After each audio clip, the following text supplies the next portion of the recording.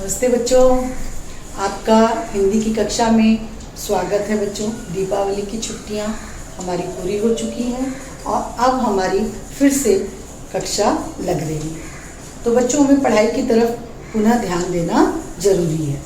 तो बच्चों, अब हम दूसरी इकाई, पहली इकाई हम लोग पहले कर चुके हैं, वो पढ़ चुके हैं।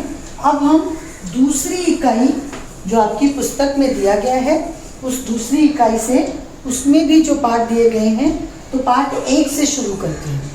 पाठ 1 है इंसान पद्य। ये कविता है और इसके कवि रमानाथ अवस्थी जी हैं।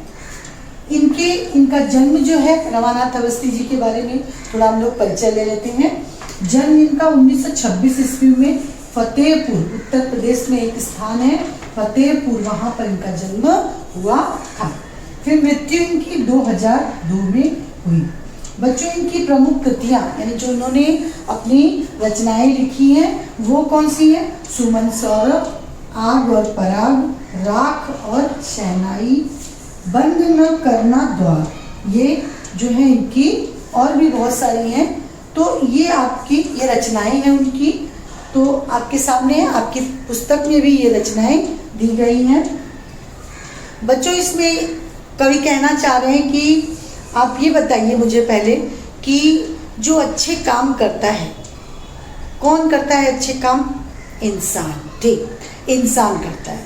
तो इसके बारे में ही रमानाथ अवस्थी जी जो हैं, उन्होंने इसके बारे में ही बताया है कि इंसान को कैसा होना चाहिए। आपने देखा होगा अपने जीवन में कुछ इंसान अच्छे होते हैं और कुछ बुरे होते हैं।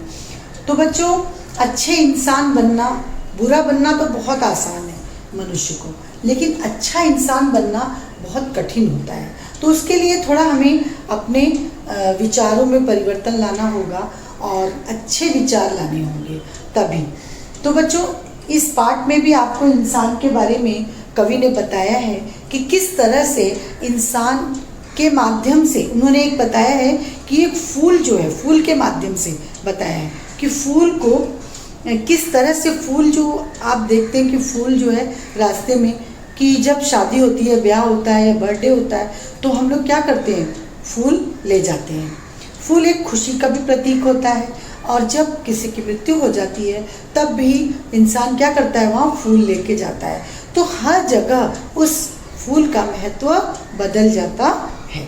तो बच्चों, इसी बारे में कवि ने कहा है कि फूल को देखते ही, जैसे हम बगीचे में जाते हैं तो क्या होता है? हमें फूल देख के बहुत खुशी होती है। सुबह के समय फूल क्या हो जाता है? खिल जाता है एकदम से, और उस फूल को देख के हमें बड़ी खुशी, हमारे अंदर एक अलग उत्साह जागृत हो जाता है फूल को देखकर। तो बच्चों, कवि यह कह रहे हैं कि फूल जैसे, आप प्रत्येक इंसान को फूल जैसे होना चाहिए। जैसे फूल खिलता है तो अपनी मुस्कुराहट, उसकी मुस्कुराहट को देख के आप भी खुश हो जाते हो, फूल भी खुश, एकदम उसका जो रूप है वो बदला हुआ रहता है, खुशी से वो खिला रहता है। तो वो एक संदेश दे रहा है बच्चों उसके माध्यम से कि जैसे फूल मुस्कुरा कर आपका स्वागत करता है, वैसे ही आपको भी, इंसान को भी, और अपनी खुशियाँ, अपनी सारी जो है उस तरह से लुटानी चाहिए, दुनिया में फैलानी चाहिए खुशियाँ। और इसी तरह से कवि ने कहा कि जैसे फूल को सुगंध उसकी इतनी अच्छी लगती है, वैसे ही इंसान के भी कर्म भी वैसे ही होने चाहिए। उसको भी, उसके अंदर भी जो है कर्मों की खुशबू से सब लोग उसे जाने। कवि कहते हैं, आपके प्रथम अंतरे में कहा है उन्होंने कि मैंने तोड़ा फूल, किसी ने कहा फूल की तरह जियो और मरो। मतलब सदा इंसान की तरह रहो, लेकिन है ना। कवि कह रहे हैं, जो आपकी पुस्तक में जो दी गई है कविता, वो आप पढ़ रहे हैं तो आप देखिए बच्चों, उसमें कवि कह रहे हैं कि मैंने तोड़ा फूल। इसमें कवि कहते हैं कि फूल तोड़ने पर किसी ने उसे समझाया कि देखो, इंसान को भी उसी तरह से जीना और मरना चाहिए जैसा फूल होता है। फूल क्या होता है? सुबह के समय खिला रहता है और शाम के समय वो क्या हो जाता है? मुरझा जाता है, कई बार तो वो टूट जाता है। तो इस तरह से वो डाली से निकल भी जाता है।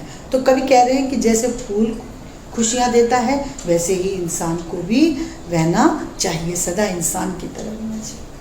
आपके दूसरे अंतरे में कहा है उन्होंने कि भूल कर वसुधा का श्रृंगार, सेज पर सोया जब संसार। जब हम लोग सेज पर मतलब बिस्तर पर सोए रहते हैं, उसी समय वसुधा यानी पृथ्वी, पृथ्वी क्या होती है?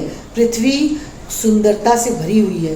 तो उस समय जो हम बिस्तर पर जब सोए रहते हैं तो संसार क्या होता है, वो सो जाता है, लेकिन दीपक जो है वो बिना कुछ कहे आपके कमरे में, वो बिना आपसे कोई शिकायत किए कि मुझे भी सोना है, वो कभी नहीं कहता है, और वो चुपचाप जलता जाता है। और रात भर क्या करता है बच्चों? अंधकार को पी जाता है और उजाला चारों तरफ फैलाता जाता है। कवि कहते हैं कि जैसे वो पूरी रात अंधकार से लड़ता है, तो वैसे ही मनुष्य को भी अपने कर्म, अपने कठिनाइयों से दूर नहीं होना चाहिए, उसे भी उसी तरह से जो है आगे बढ़ते रहना चाहिए। जैसे जब सुबह उठते हैं तो देखते हैं, कभी कहते हैं कि उसी समय जब देखता हूँ मैं कि जो मेरे सामने जो दीपक रात भर जला, उसको देख के मेरी आंखों में आंसू आ गए, और मैंने कहा कि देखो उसी समय किसी ने कहा कि अरे देखो दिया जल रहा है, तो वो दिया रात भर जला है। तो मेरे मन में आया कि देखो इस दिए ने रात भर लड़ाई करके और ये जलता रहा। तो इसी तरह से इंसान को भी अपने जो भी उसके सामने चुनौतियां आए, उन चुनौतियों से उसे दीपक की तरह ही जल करके और लड़ करके इस संसार के सामने, और अंधकार जो भी जितना भी आए आपके सामने, जो भी समस्या है उससे उसे दूर करते रहना चाहिए, उसी तरह से उसे आगे बढ़ते रहना चाहिए। ये नहीं सोचना चाहिए कि हमारे सामने एक चुनौती आई तो हम डर के बैठ जाएं, ऐसा नहीं होना चाहिए। तो कवि ने आपके सामने इतना, आप पढ़िए इस कविता को, बहुत अच्छी कविता है।